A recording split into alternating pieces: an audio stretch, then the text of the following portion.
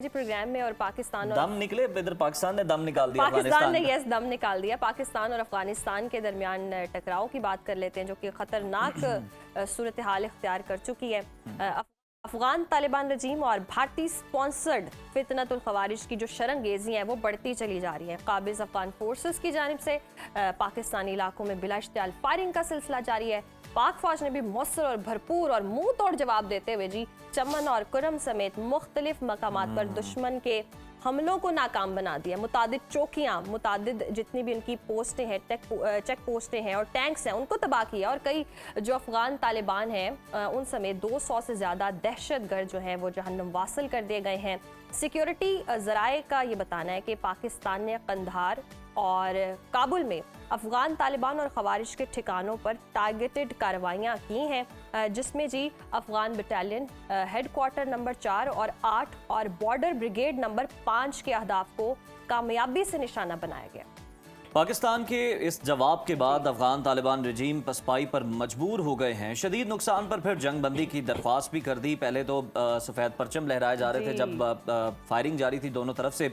पाकिस्तान ने भी जनाब आमादगी का इजहार कर दिया और आर्जी सीज़ फायर की अफगानिस्तान की दरख्वास्त को मंजूर कर लिया है। गुज़श्ता शाम 6 बजे से सीज़ फायर शुरू हो गया जो कि आइंदा 48 घंटे तक जारी रहेगा। वजारत खारजा के मुताबिक इस दौरान दोनों अतराफ से तामीरी बातचीत के जरिए मसले का मुस्बत हल तलाश करने की मुखलिसाना कोशिशें की जाएंगी। जी बिल्कुल। और जैसे कि कल भी हमने जिक्र किया, दूसरी जानिब मौलाना फजलुर रहमान के बाद अब बानी पीटीआई ने हुकूमत को बड़ी ऑफर की है।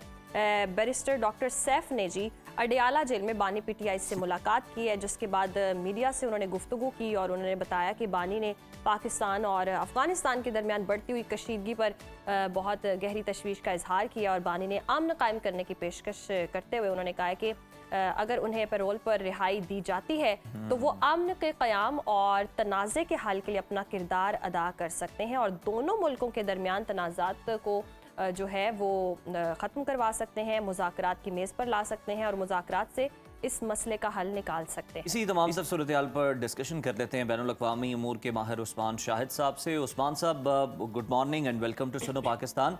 सबसे पहले आपसे जानना चाहेंगे कि अफगानिस्तान की दरख्वास्त पर 48 घंटे का जो सीज़ फायर जारी है, सीज़ फायर के बाद क्या तवक्को की जा सकती है कि दोनों मुल्क किसी देरपा हल की जानिब बढ़ सकते हैं या ख़तरा अभी भी बरकरार?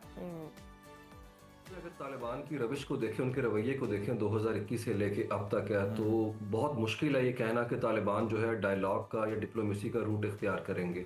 आप इसी देख लें एस्केलेशन को, इसके लेवल को देखते हुए हम गेज कर सकते हैं कि ये बाकायदा तौर पे एक जंगी सूरत हाल थी। ये जंग बंदी बाकायदा की गई है, ये मामूली झड़प नहीं थी जो कि रूटीन का हिस्सा है। जिस तरह से पाकिस्तान ने 21 चौकियां जो है वहां पे तबाह की और उसके बाद जज्बा हैर सगाली के तहत उनको हैंड ओवर कर दी हैं। तो आपको देखना पड़ेगा ये पैटर्न क्या है, there is a method behind it, madness है। ये ऑपरेशन सिंदूर की एक एक्सटेंशन के तौर पे मैं से देखता हूं कि भारत जो है जंग को आउटसोर्स कर चुका हुआ है। उसने अफगानिस्तान को एक मोर्चे के तौर के ऊपर इस्तेमाल करना शुरू कर दिया है। वहाँ टीटीपी बाकायदा तनख्वाह ले रही है, उसकी फैमिलीज रह रही हैं वहाँ पे। उसके अलावा बलोच इंसर्जेंट्स वहाँ के ऊपर है, नेटो का वेपन जो सोफिस्टिकेटेड असला है वो उसको इस्तेमाल कर रहे हैं वहाँ के ऊपर। तो भारत पाकिस्तान को कोवर्ट तरीके से ब्लीड करने के लिए अफगानिस्तान को इस्तेमाल कर रहा है। आप दोनों मुल्कों का रवैया देखें और इनकी कदरें देखें, ये गैर फितरी इत्तेहाद है, ये स्ट्रेंज बेड फेलोज हैं दोनों अगर माजी इनका देखा जाए। लेकिन जो चीज़ें इनको मुश्तरक बनाती हैं वो स्टेट स्पॉन्सर्ड टेररिज्म है इनका। उसके बाद देखें आप कि ये दोनों कंट्री जो है इंतहा पसंदाना सोच के ऊपर खड़े हुए हैं। दोनों असैसिनेशन क्लब के मेंबर हैं दुनिया के अंदर, दोनों जो है आलमी सफारती तन्हाई का शिकार है और दोनों पाकिस्तान दुश्मनी पे खड़े हुए हैं। पाकिस्तान अब फैंग्स दिखाता है, अपने दांत दिखा रहा है। हम देख रहे हैं 2019 से चाइना ने जिस तरह चित्रोल की इनकी गैलवान वैली पे, जिस तरह पाकिस्तान ने 10 मई को किया, मैं इंडिया को ही समझता हूं कि उनकी दुर्गत बनाई है पाकिस्तान ने।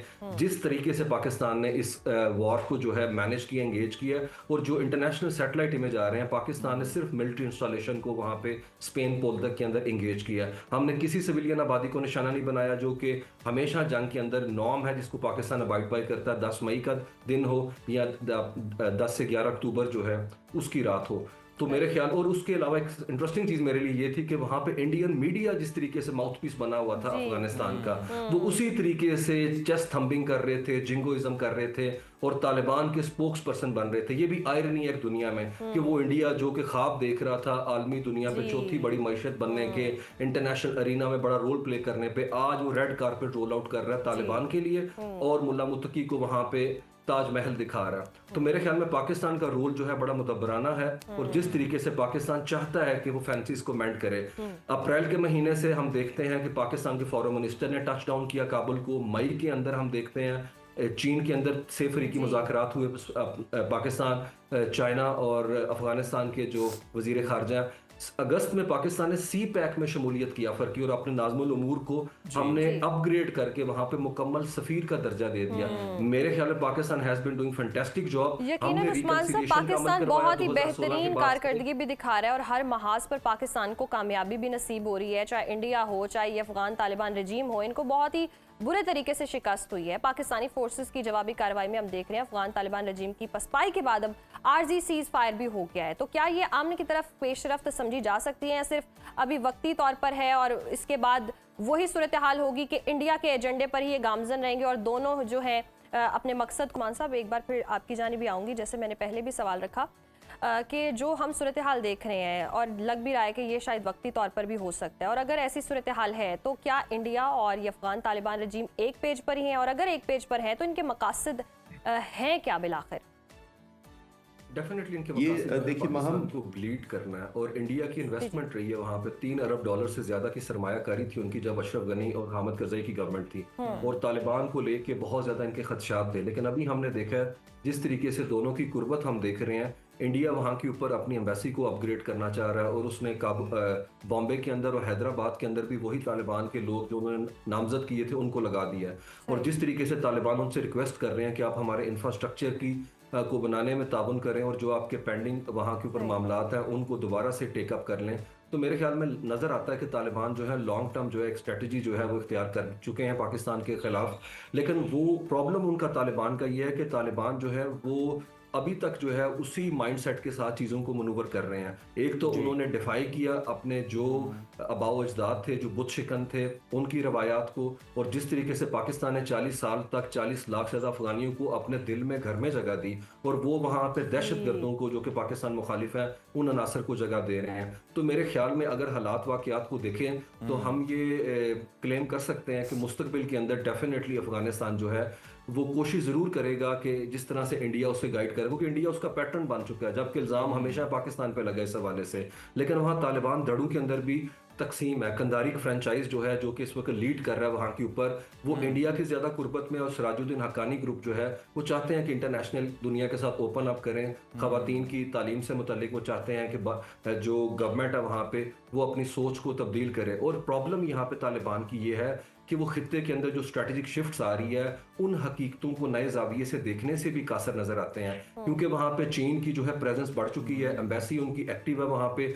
और वो चाहते हैं BRI प्रोजेक्ट का वो मेंबर बने, क्योंकि तरक्की का रास्ता डेफिनेटली काबुल से होके जाता है। बिल्कुल, और चीन की भी यही कोशिश है कि अफगानिस्तान भी तरक्की करे, और हम भी यही चाहते हैं कि जनाब इस तरह के मामलात में उलझे बिना जो अफगानिस्तान है वो भी ग्रो करे, ताकि जो अफगान तालिबान रजीम है वो अपने लोगों की भलाई के लिए कुछ कर सके। हमारी ये ख्वाहिश, और हम हमेशा किरदार भी अदा करते रहे इसमें। सही खालिद साहब, बिल्कुल दुरुस्त फरमाया आपने, और यकीनन ये आगे नहीं बढ़नी चाहिए, अभी इस पर कंट्रोल करना चाहिए। उस्मान साहब, जैसे कि हमने देखा भी कि कहीं ना कहीं इंडिया को अमेरिका की सपोर्ट थी, वहाँ से अब हमने देखा इंडिया तन्हाई का शिकार हुआ। फिर अब जैसे कि खालिद साहब ने भी कहा कि उन्होंने देखा कि ये जो तालिबान रजीम है ये पाकिस्तान के लिए टेंशन क्रिएट कर रही है, तो उन्होंने गठजोड़ बना लिया। तो क्या ये स्ट्रैटेजी है इंडिया या अफगान तालिबान रजीम की कि एक ताकत बनकर उभरेंगे और दीगर लोगों का मुकाबला करेंगे, दीगर ममालिक का मुकाबला करेंगे? तो अब दीगर ममालिक को एक इत्तेहाद मुत्तहिद होकर इनका मुकाबला कैसे करना होगा?